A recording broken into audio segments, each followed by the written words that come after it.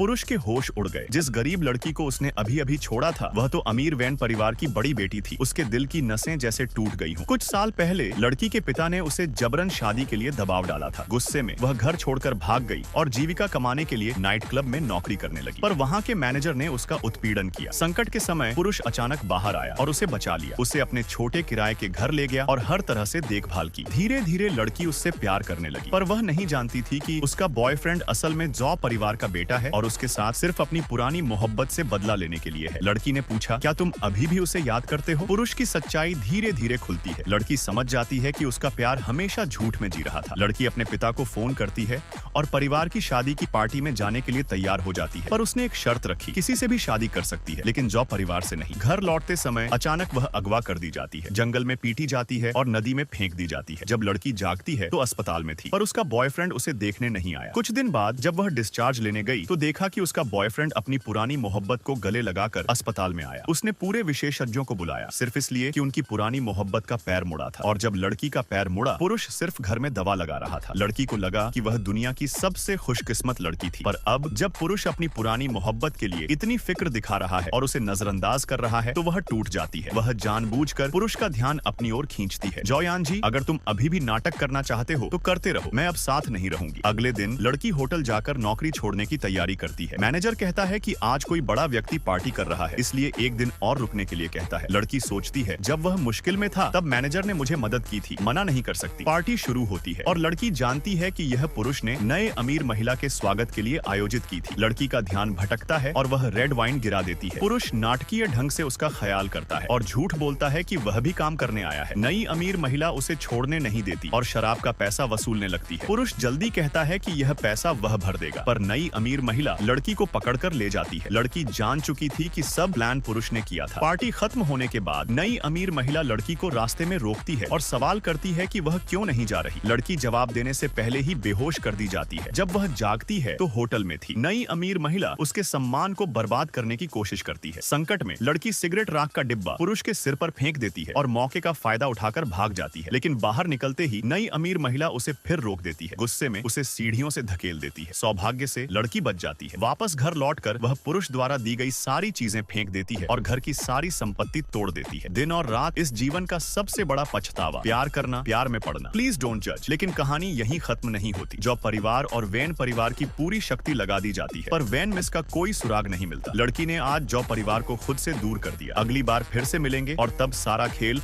और बड़ा उलटफेर लेकर आएगा।